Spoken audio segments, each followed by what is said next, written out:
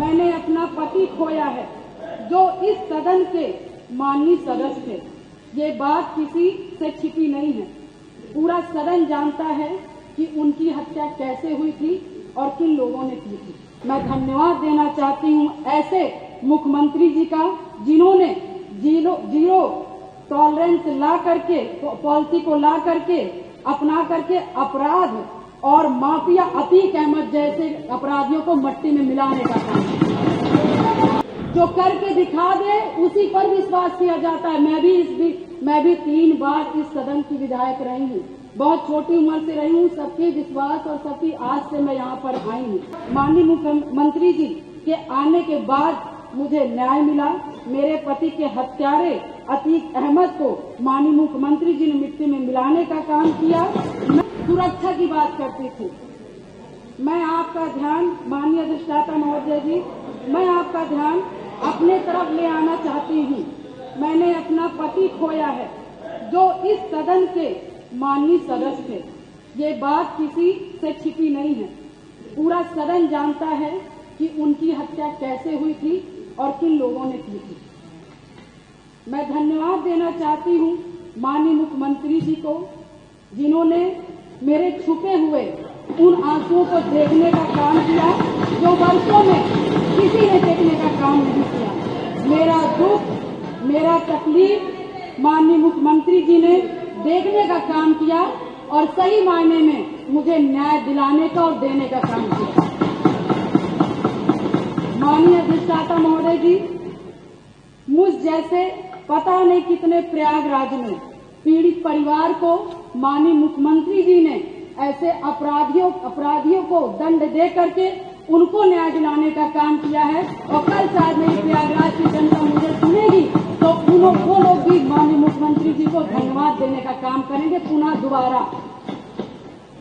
और माननीय अध्यक्ष जी, मेरे जैसे पता नहीं कितने महिलाओं की सिंदूर को मिटाया गया, पता नहीं कितने माताओं की गोदी सूनी कर दी गई। मैं धन्यवाद देना चाहती हूँ ऐसे मुख्यमंत्री जी का जिन्होंने जीरो टॉलरेंस ला करके पॉलिसी को ला करके अपना करके अपराध और माफिया अतीक अहमद जैसे अपराधियों को मट्टी में मिलाने का काम।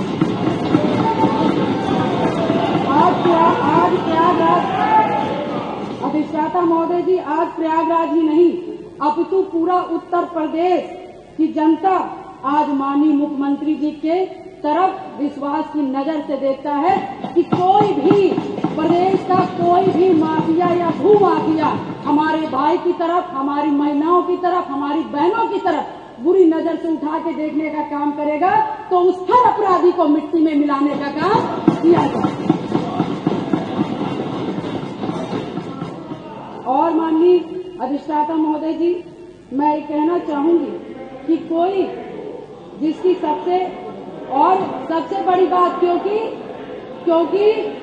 जो करके दिखा दे उसी पर विश्वास किया जाता है। मैं भी 3 बार इस सदन की विधायक रही हूँ। बहुत छोटी उम्र से रही हूँ। सबके विश्वास और सबकी आस से मैं यहाँ पर आई हूँ। उसी आशा और विश्वास को जब भी मुझे किसी ने दिलाया है तो मैं उसके साथ खड़ी रही हूँ।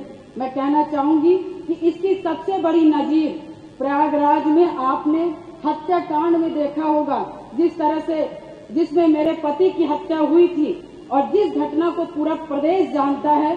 मैं माननीय मुख्यमंत्री जी के आने के बाद मुझे न्याय मिला। मेरे पति के हत्यारे अतीक अहमद को माननीय मुख्यमंत्री जी ने मिट्टी में मिलाने का काम किया।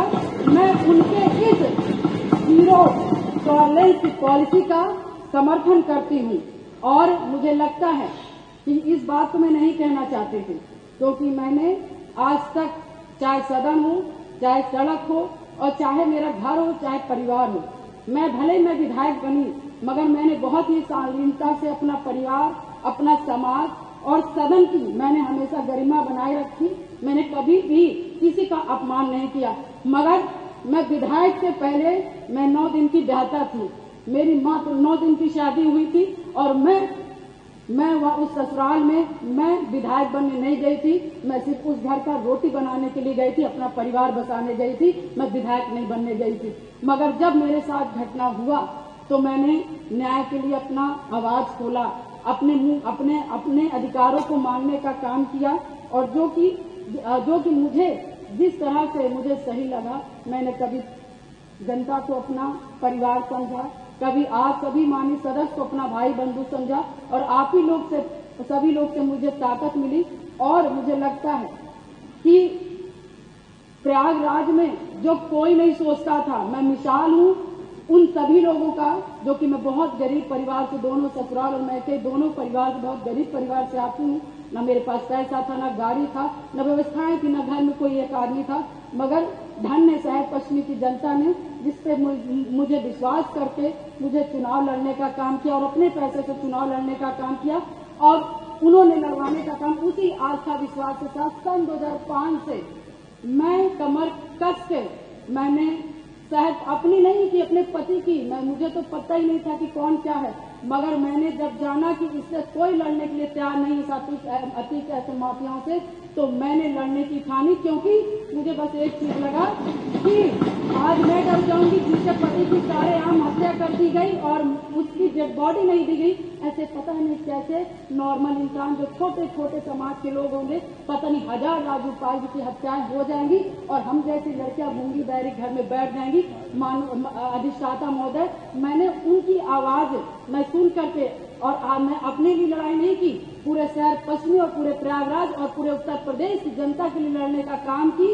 और शायद मेरे आराध्य शिव जी को तरस आया होगा, जिन्होंने इस तरह की सरकार बनाई, और हमारे जो सबको बोलना है, जी को मानने वाले, भगवान जी हनुमान जी को मानने वाले हैं, ऐसे मुखिया उत्तर प्रदेश के सरकार के मुख्यमंत्री बने, और शायद मेरी दम घुट रही थी, और शायद मुझे दिक्कत हो रही थी, और शायद मैं लड़ते लड़ते कहीं न कहीं अंदर से टूट रही थी, शरीर कमजोर हो रही थी, परेशान हो रही थी। ईश्वर को भी तरस आया और महाराज जी को भी तरस आया, और मुझ जैसी महिला को न्याय दिलाने का काम किया, उत्तर प्रदेश की जनता को मुझ जैसी महिलाओं को न्याय दिलाने का काम। अब आप सामने समाप्त करें।